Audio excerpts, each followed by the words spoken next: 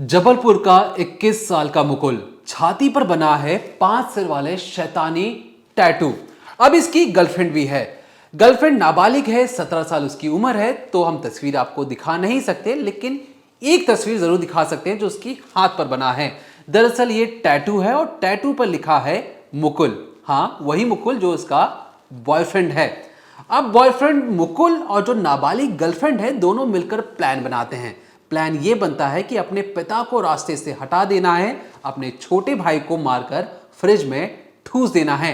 मारने का ही प्लान नहीं था, बल्कि लाश को छोटे छोटे टुकड़े कर शहर के अलग अलग इलाकों में फेंकने का भी प्लान था। लेकिन कैसे इस प्लान में पानी फिरता है और नाबालिग लड़की कैसे पुलिस को छकाती रहती है और मौका वारदात से 1000 किलोमीटर दूर जाकर एक हॉस्पिटल के बाथरूम या के वॉशरूम में जब ये जा रही थी, तब कैसे पुलिस इस तक पहुंचती है। बहुत ही रोचक कहानी है। इस डिकोडिंग क्राइम में आपको बताएंगे आज कि कैसे जबलपुर में 15 मार्च 2024 को एक रेलवे क्वार्टर्स में एक वारदात को अंजाम दिया जाता है, जिसमें पहली बार ऑन कैमरा रिकॉर्डिंग की गई कि कैसे एक लाश को फ्रिज से निकाला जा रहा है। आज से पहले कभी ऐसी कोई रिकॉर्डिंग सामने नहीं आई थी। एक मासूम को फ्रिज में ठूस कर रखा गया था, उसके पिता की लाश को फ्रिज में पॉलिथीन में पैक करके रखा गया था और आधी रात या कहें 30 मई 2024 को रात के 11:15 बजे एक लड़का आता है। चेहरे पर गमछा लपेटा हुआ था उसने। वो आकर कहता है कि मैं मुकुल हूं। पुलिस वाले पूछते हैं कौन मुकुल? वो कहता है वही मुकुल जिसने रेलवे क्वार्टर्स में 2 लोगों की हत्या कर दी थी, मिलेनियम क्वार्टर्स में, जिसमें हमारा प्लान था कि एक लाश के कई टुकड़े करने हैं, लेकिन हम लाश के टुकड़े नहीं कर पाए। उसके बाद हमने आपको कई जगह भगाया और भगाते भगाते आखिरकार में आपने मेरी गर्लफ्रेंड को तो पकड़ लिया, लेकिन मैं अपनी गर्लफ्रेंड से बहुत ज्यादा मोहब्बत करता हूं और इसलिए मैं सरेंडर करता हूं। अब इस डिकोडिंग क्राइम में आज हम आपको बताएंगे कि कैसे इतने कम उम्र वाले इन दोनों लड़के लड़कियों ने अपने परिवार को खत्म करने के बाद कैसे पुलिस को छकाया, इनका असली मोटिव क्या था। क्योंकि जब आधी रात को जब वो लड़का पुलिस थाने जाता है, उसके सामने बड़े बड़े अफसर खड़े हो जाते हैं तुरंत और उससे इंट्रोगेशन करते हैं, तब जाकर वो कई चौंकाने वाले खुलासे करता है। और जिसने ये कहानी सुनी, उन्होंने ये समझा कि शायद लड़का अपनी गर्लफ्रेंड से बहुत ज्यादा प्यार करता है और इसलिए उसने अपनी गर्लफ्रेंड को बचाने की भरसक कोशिश की। तो देखिए, ये जो पूरा केस है जबलपुर से जब ये सामने आया था तो हर कोई हैरत में था कि किस तरीके से एक लड़की जिसकी उम्र महज 17 साल है, जिसके सिर पर माँ का आंचल नहीं है, उसकी माँ की मौत हो चुकी है, पिता और अपने भाई के साथ वो रहती है, वो किस तरीके से अपने ही पिता का कत्ल कर सकती है। ना सिर्फ कत्ल, बल्कि ये सोच सकती है कि हाँ भाई, पहले पिता का कत्ल कर दिया, फिर भाई का कत्ल कर दिया, फिर उनके टुकड़े तक करने हैं, बेरहमी से हत्या की। तो ये सोचने भर से हर कोई हैरान परेशान हो गया था, हर कोई कांप उठा था कि कैसे एक लड़की के चक्कर में, यूं कहें प्यार के चक्कर में, ऐसे किसी वारदात को अंजाम दे सकती है। और अब यहाँ पर एक और सवाल उठता है कि जो लड़का है उसकी उम्र 21 साल है, लेकिन जो लड़की है जिसे नाबालिग कहा जा रहा है वो 17 साल की है। तो क्या उस पर कुछ रियायत बरती जाएगी? क्या 17 साल उम्र होने की वजह से वो इस एक ऐसे कृत्य से, या जैसा उसने अपराध किया उससे छूट जाएगी? ये भी आज आप इस पूरे चीज़ में समझेंगे। लेकिन आज सबसे पहले बात करते हैं कि आखिर जो मुकुल है वो थाने कैसे पहुंचा। तो देखिए, 30 मई को 11:15 बजे के आसपास जैसे ही जो पुलिसकर्मी हैं जबलपुर सिविल लाइन में, वो रोज़मर्रा की तरह अपना काम कर रहे थे, अपनी ड्यूटी कर रहे थे, कि तभी एक लड़का है जिसकी डील डॉल आप जो तस्वीर देख रहे हैं, ये मुकुल ही है। पतला सा लड़का है, 5-7 के करीब इसकी हाइट होगी, मुंह पर वाइट कलर का कपड़ा बांधता है और अंदर दाखिल होता है। पुलिस वाले पूछते हैं तो सीधे जाके बोलता है कि मेरा नाम मुकुल है, मैं वही लड़का हूँ जिसने तनिष्क और राजकुमार जी का कत्ल कर दिया था आज 15 मार्च की रोज़। और जो मेरी गर्लफ्रेंड है जिसका नाम काव्या है, वो आप लोगों के पास में है, अभी आपने उसे अरेस्ट कर रखा है। अब जब पुलिस वाले सुनते हैं तो पहले उन्हें यकीन नहीं होता, उन्हें लगता है कि कोई उनके साथ मजाक कर रहा है। लेकिन फौरन तस्वीर निकाली जाती है, जो मुकुल की तस्वीर होती है, उस लड़के का कपड़ा हटवाया जाता है, चेहरा मैच किया जाता है और फिर पुलिस उसे पकड़ लेती है। अब पुलिस के पास दोनों कातिल थे, एक वो लड़की जिसने अपने पिता का कत्ल करवाया और वो लड़का जिसने अपने ही हाथों से राजकुमार जी और जो उनके बेटे थे तनिष्क 8 साल का, उसका कत्ल किया। और ना सिर्फ कत्ल किया, बल्कि बड़ी ही बेरहमी से उनकी बॉडी को प्लास्टिक में पैक करके जो पिता है उनकी बॉडी को किचन में छोड़ा और जो लड़का है, जो बच्चा था, उसकी बॉडी को फ्रिज में भरा। अब पुलिस ये जानना चाहती थी कि आखिर ऐसा क्यों किया गया, रीज़न क्या था। सबसे बड़ा सवाल है कि आखिर रीज़न क्यों क्या था। अगर किसी का पिता किसी लड़की को एक लड़के से मिलने से मना कर रहा है तो क्या इस वजह से कत्ल कर दिया जाएगा। तो ऐसे कई सारे तमाम तरीके के सवाल थे पुलिस के पास। पुलिस ने एक एक करके जो इंटेरोगेशन है वो शुरू की और अपने सवाल पूछने शुरू किए। इस पर मुकुल ने बहुत ही जो हैरान करने वाले जवाब दिए और उसने बताया कि आज से सितंबर 2023 की बात है, उस पर एक रेप का केस लगा था जिसकी वजह से वो जेल भी गया था, लेकिन फिर बाहर आ जाता है।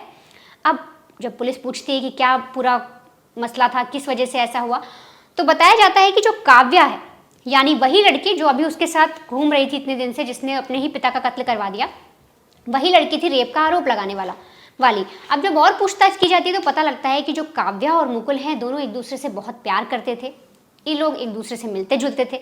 लेकिन ये जो चीज़ें हैं, जिस तरह से जो मुकुल है वो अगर आप देखेंगे उसको जिम का शौक है, शो ऑफ का बहुत शौक है, और ये जो काव्या के पेरेंट्स थे, जो उनके पिताजी थे, उन्हें पसंद नहीं था। और काव्या अभी पढ़ रही थी, अभी उसका स्कूलिंग भी पूरी नहीं हुई थी, वो पढ़ाई कर रही थी। तो इसीलिए जो राजकुमार जी थे, जो काव्या के पिताजी थे, वो चाहते थे मेरी बेटी अभी पढ़ाई में ध्यान लगाए, बाकी किसी चीज़ों की ओर उसका ध्यान ना जाए। इसीलिए उन्होंने कई बार मना किया, काव्या को मना किया कि इस लड़के से बात मत करो, दोस्ती मत रखो, अभी तुम्हारी उम्र नहीं है। कई बार समझाने की कोशिश की, काव्या नहीं मानी तो लड़के को समझाया गया।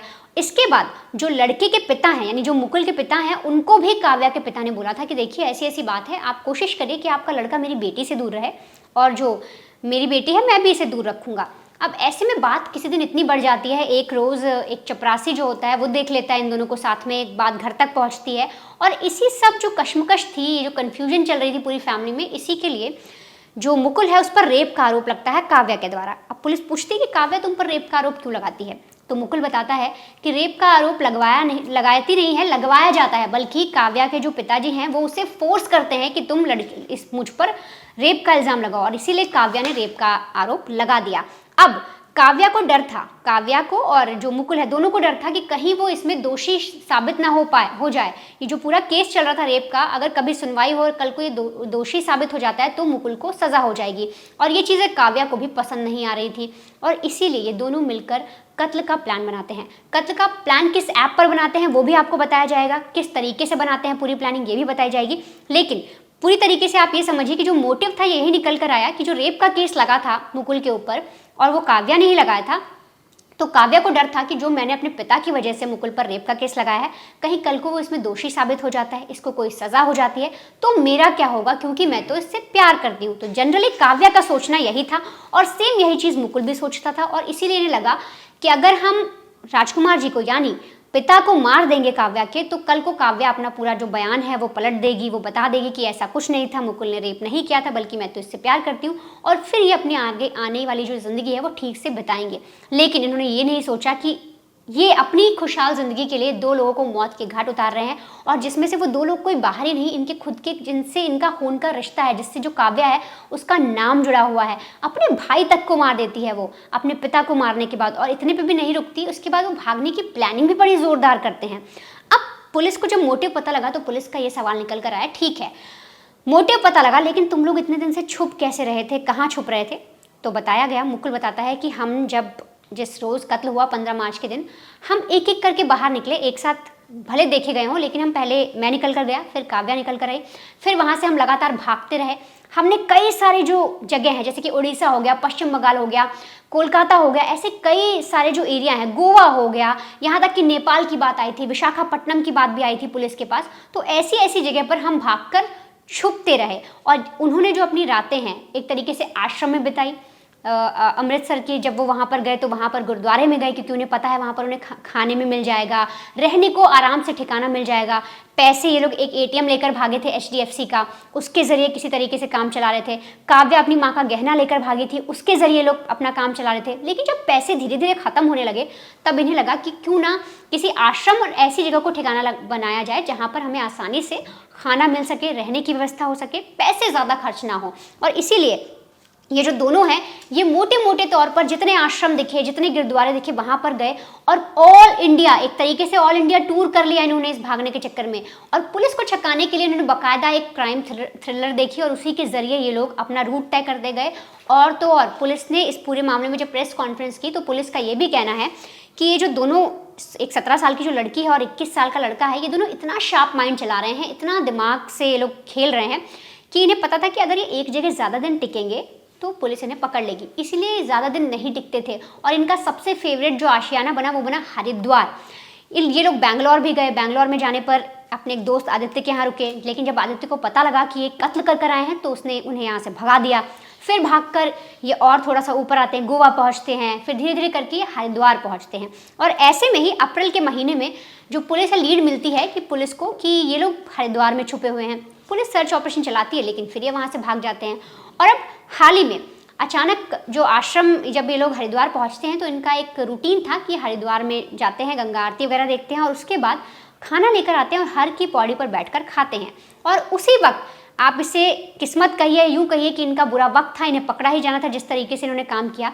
जब ये हर की पौड़ी पर बैठकर खाना खा रहे थे और काव्या वहाँ से उठती है हाथ धोने के लिए, जब वो अंदर जाती है वॉशरूम के अंदर, तब एक महिला वहाँ पर उसे देख लेती है, क्योंकि पुलिस ने इनको ढूंढने के लिए 10,000 का इनामी बनाया था मुकुल को, और इन्हें ढूंढने के लिए पोस्टर्स लगवा दिए थे, जगह जगह पोस्टर लगवाए थे, 10,000 पोस्टर पुलिस ने लगवा दिए थे और हर स्टेट में लगाए थे, ना कि सिर्फ उसी जबलपुर के अंदर, हर स्टेट में लगाए थे जहाँ जहाँ पुलिस को शक था कि ये भाग सकते थे।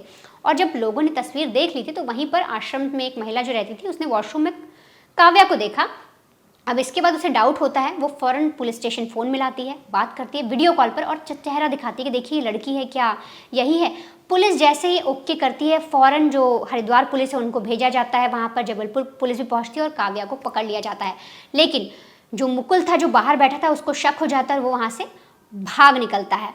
अब पुलिस जब काव्या को पकड़ लेती है, इसके बाद मुकुल सरेंडर करता है। अब पुलिस के मन में एक और सवाल था कि ठीक है, अगर जो काव्या है हमने उसे पकड़ लिया था तो तुम्हें सरेंडर करने की क्या ज़रूरत थी, इसके पीछे क्या रीज़न है। तब मुकुल बताता है कि मेरा यही डर था कि अगर काव्या ने उस रेप केस में कुछ और चीज़ें बोल दी तो मुझे डर लग रहा है कहीं मुझ पर रेप केस ना लग जाए और मुझे उम्र कैद या ऐसी कोई बड़ी सज़ा ना हो जाए। अब आप देखिए कत्ल कर ये आया है लेकिन इसे डर लग रहा है कि जो इस पे रेप केस लगा है उसमें इसे सज़ा ना हो जाए। तो पुलिस को साफ तौर पे बताता है कि मुझे यही डर लगा कि काव्या कहीं मेरे रेप केस के बारे में कुछ ऐसी चीज़ें ना बोल दे जिस वजह से मैं यहाँ सरेंडर करने आया हूँ। और पुलिस ने इस चीज़ में एक बात और बोली, आपने गौर किया होगा कि दीपक ने भी जब शुरुआत में बताया था तो उन्होंने कहा था कि जो लड़का है वो बहुत ज़्यादा प्यार करता है, तो इसके पीछे क्या रीज़न है। तो इसमें भी एक चीज़ सामने आई, पुलिस ने कहा है कि लड़का इतना ज़्यादा कमिटेड है कि वो हर जगह, कई जगह पर उसने काव्या को बचाया है।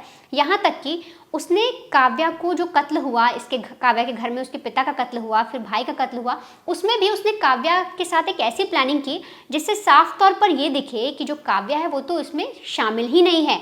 उसने हर जगह, जो पुलिस ने प्रेस कॉन्फ्रेंस की, साफ तौर पर पुलिस ने कहा है कि लड़के ने हर जगह कोशिश की है कि जो पूरा मर्डर है, अगर कल को कोई चीज़ सामने भी आती है तो ये सबको दिखना चाहिए कि कत्ल मुकुल ने किया है, ना कि काव्या ने। अब किस तरीके से उसने प्लानिंग की, ऐसा कौन सा मैसेज करवाया उसने काव्या से, क्यों वो काव्या को बचा रहा था, और सबसे अहम चीज़ कि क्या ये सच में टुकड़े करने वाले थे अपने, जो काव्या है टुकड़े करने वाली थी अपने पेरेंट्स के। और उससे भी बड़ा सवाल कि क्या काव्या उम्र कम होने की वजह से या बालिग ना होने की वजह से इस केस में आराम से छूट जाएगी, वो भी समझिए आप।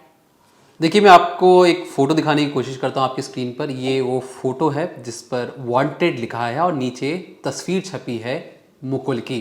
ये जो तस्वीर आप अपनी स्क्रीन पर देख रहे हैं, इसी तरीके के लगभग 10,000 पोस्टर और इस पर इनाम रखा गया 10,000 रुपये का, जिस पर बाकायदा लिखा गया कि दोहरे हत्याकांड में ये मोस्ट वांटेड है और इस पे 10,000 रुपये का इनाम है। इसकी उम्र 21 साल है, इसे 2 लोगों की हत्या की है। इसका जो हाइट है वो 5 फुट 7 इंच है और जो इसके साथ जो नाबालिग लड़की है उसका हुलिया है रंग गेहुआ, चेहरा गोल और कद है 5 फुट 4 इंच। अब मुकुल, आरोपी मुकुल की जो तस्वीर आपने वांटेड में देखी, अब एक और तस्वीर देखिए। ये जो तस्वीर है जो मुकुल के बगल में जिसमें छाती पर शैतानी टैटू बना हुआ है, ये इसी मुकुल की गिरफ्तारी के वक्त की तस्वीरें हैं। अब शैतान इसने अपने गुदवा तो लिया था क्योंकि इसे पिक्चर देखने का बहुत ज़्यादा शौक था और इससे लगता था कि जो शैतान वाली चीज़ें या टैटू बनाने से लड़कियां इम्प्रेस होंगी। अब जिस तरीके से वडेता ने आपको बताया कि इस पर रेप का इल्ज़ाम लग चुका था पॉक्सो एक्ट के तहत, और उसका कहना था कि जो लड़की ने अपने पापा के दबाव में आकर क्योंकि मुझसे प्यार किया करती थी और पापा के दबाव में आकर इसने बयान दिया कि मैंने इसका रेप किया है। जब हम इस केस के बारे में जांच कर रहे थे तो हमें कई चौंकाने वाली चीजें और पता लगी। दरअसल जिस रेलवे कॉलोनी में ये लोग रहते थे, कुछ साल पहले भी एक शख्स ने इन दोनों को कुछ अतरंगी हालतों में देख लिया था, जिसके बाद उस शख्स ने कहा था कि लड़की से कहा था कि मैं तुम्हारे पापा से कह दूंगा कि तुम ये सारी चीजें कर रही हो, ये चीजें बिल्कुल गलत है, ये उम्र पढ़ाई लिखाई करने की है। अब इसके बाद इनके बीच में तू मैं होती है, जिसके बाद वो शख्स था वो लड़की का हाथ पकड़कर उसे उसके पापा के पास ले जाने की कोशिश करता है। अब वो लोग जो दोनों थे, ये दोनों मुकुल और जो उसकी नाबालिग गर्लफ्रेंड, दोनों मना कर देते कि नहीं नहीं ऐसी बात नहीं है, हम आगे से नहीं करेंगे। अब जो नाबालिग लड़की है, सोचिए वो कितनी शातिर थी, वो अपने पापा के पास जाती है और कहती है कि पापा मुझे वो अंकल छेड़ रहे थे, मुझे वो गलत इरादे से उन्होंने मेरा हाथ पकड़ा और ये रहे निशान। जिसके बाद उस रेलवे कॉलोनी में उस शख्स को कहा जाता है कि तुम नौकरी छोड़ दो और बेइज्जत होकर उसे बाहर कर दिया जाता है। लेकिन ठीक 1 साल के बाद उसके बाद खुद नाबालिग लड़की अपने पिता को मरवा देती है अपने बॉयफ्रेंड के जरिए। अब बॉयफ्रेंड के जरिए मरवाती कैसे है? जिस तरीके से वनिता ने आपको बताया कि पॉक्सो एक्ट क्या है, जिस तरीके से उस पर रेप का इल्जाम लगा, तो इनकी परिवारों के बीच में फैसला हुआ कि लड़के को लड़की से दूर रखा जाएगा, बाकायदा लड़के को किसी और शहर में भेज दिया जाता है, यानी लड़की से दूर भेज दिया जाता है। अब क्योंकि ये दोनों जो लड़के लड़कियां थे, ये एक दूसरे के लिए कमिटेड हो चुके थे और इसलिए इन्होंने सोशल मीडिया का जरिया अपनाया और बातचीत करने की कोशिश की। अब क्योंकि पिता अक्सर अपनी बेटी पर नजर रखा करते थे, तो इन्होंने फेसबुक, इंस्टाग्राम, व्हाट्सएप पे चैट करने के सिवा इन्होंने इस्तेमाल किया मौज ऐप, MOJ ऐप। इस ऐप के जरिए दोनों आपस में बातचीत क्या करते हैं, और इसलिए बातचीत क्या करते हैं क्योंकि इस पर किसी और को शक नहीं जाता। क्योंकि जनरली जो यंगस्टर्स होते हैं फेसबुक, इंस्टाग्राम, व्हाट्सएप इस्तेमाल क्या करते, अपने पापा को बेवकूफ बना सकें, इसलिए आराम से मौज ऐप में बातचीत क्या करते। तो यहां पर इन दोनों ने फैसला किया कि देखो भैया, हम एक दूसरे से बहुत ज्यादा प्यार करते हैं। अब क्योंकि पापा हमारे बीच का रास्ते का कांटा बने हुए हैं, तो पापा को हटाना जरूरी है। अगर पापा रास्ते से हट जाएंगे तो ये केस भी रफा दफा हो जाएगा। और लड़की का कहना था कि जैसे पापा रास्ते से हट जाएंगे, मैं केस वापस ले लूंगी, मैं कहूंगी कि मैं तुमसे प्यार करती हूँ, हमारे बीच में ऐसा कुछ भी नहीं हुआ जो पापा ने मुझे दबाव डालकर दिलवाया था। अब लड़का यहाँ से प्लान बनाता है, उसे लगता है कि अब लड़की मान चुकी है, लड़की से मैं बहुत ज्यादा प्यार करता हूं, तो हर एक को सामान मंगवाता है जिससे वो हत्या करने में इस्तेमाल करने वाला था। अब वो रहता रेलवे कॉलोनी में था, लेकिन सामान कहाँ मंगवाता था? रेलवे स्टेशन पर। तो कोई भी सामान वो ऑनलाइन मंगवाता, रेलवे स्टेशन पर वो सामान आता और घर से वो अपनी एक्टिवा स्कूटी लेकर सामान लेने जाता, वहां से सामान लेकर वापस घर आता। मकसद क्या था कि अगर पुलिस वाले जानने की कोशिश भी करें कि सामान कहां से आया, तो उन्हें क्या पता लगेगा कि रेलवे स्टेशन में किसी ने सामान मंगाया, रेलवे कॉलोनी में किसी ने सामान नहीं मंगवाया। इसके बाद वो रेकी करता है पूरी रात भर, और सुबह 6 बजे से पहले, जब सूरज निकलने से पहले, वो किचन के रास्ते अंदर जाता है और मौत का तांडव रचता है और रॉड से कई वार करता है, जिससे पिता की मौके पर मौत हो जाती है। ये सारी चीज़ें करते हुए 8 साल का मासूम देख भी लेता है।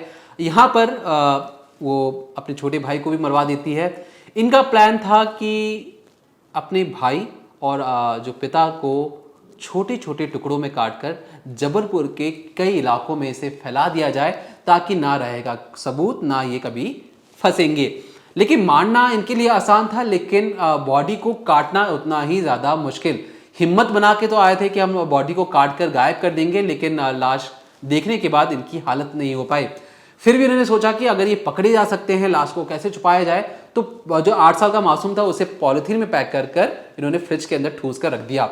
अब पिता की जो लाश थी बहुत ज्यादा बड़ी थी, अब लाश से बदबू भी आ सकती थी, तो बाकायदा लाश को पॉलिथीन में पैक कर कर किचन में रखा जाता है। इसी बीच एक दूध वाला भी आता है, दूध भी ये लोग लेते हैं। दूध लेने के बाद वहां पर रखते हैं, बाकायदा नाश्ता करते हैं। उसके बाद घर पर जो खुशबूदार अगरबत्ती होती है वो जलाते हैं, ताकि बदबू बिल्कुल भी ना आए। इसके बाद वो वहां से भाग निकलते हैं। पहले मुकुल जाता है और बाकायदा सीसीटीवी में उस नाबालिग लड़की को भी बाहर जाते हुए बड़े इत्मीनान तरीके से जाते हुए नजर भी आती है। अब जब मुकुल अपनी गर्लफ्रेंड के साथ भाग रहा था, तो मुकुल को याद आया कि कहीं अगर मैं हो सकता है कि नाबालिग लड़की आने वाले वक्त में फंस सकती है, तो वो चुपचाप अपनी गर्लफ्रेंड के फोन से गर्लफ्रेंड के ही घर वालों को मैसेज कर कर उसे बुलवाता है कि मुकुल ने मेरे परिवार वालों को मार डाला है, जाके देख लीजिए। ये सुबह 9 बजे के आसपास का ये मैसेज था। अब जिस रिश्तेदार को इसने मैसेज भेजा था उसने लगभग 3 से 3.5 घंटे बाद वो मैसेज देखा, यानी 12:30 बजे के आसपास वो मैसेज देखा। तब जाकर पुलिस मौका वारदात को पहुंचती है, या कहें रेलवे प्रोडक्शन फोर्स जो आरपीएफ होती है वो मौका वारदात पे पहुंचती है। अंदर का मंजर देखकर सबके दिल को मुंह आ चुका था कि उन्हें लग रहा था कि ये क्या देख लिया उन्होंने। पहली बार ऑन कैमरा फ्रिज के अंदर से एक लाश को निकाला जा रहा था जिसे पैक करके रखा गया था। अभी जो वॉइस मैसेज था, वॉइस मैसेज कायदे से जो मुकुल ने अपनी गर्लफ्रेंड से किस लिए करवाया, ताकि वो चाहता था कि उसकी गर्लफ्रेंड कभी भी इस पूरे मामले में ना फंसे और नाम सिर्फ और सिर्फ मुकुल का आए। अब मैसेज मिल चुका था। अब पुलिस को लगा कि हो सकता है कि लड़की को भी किसी दबाव में ले जाकर मुकुल अपने साथ लेकर भाग गया हो, क्योंकि मुकुल की हिस्ट्री रही है कि उसने पहले भी इस परिवार के साथ कुछ चीजें की हैं, जिस तरीके से जो रेप का इल्जाम लगा भी था।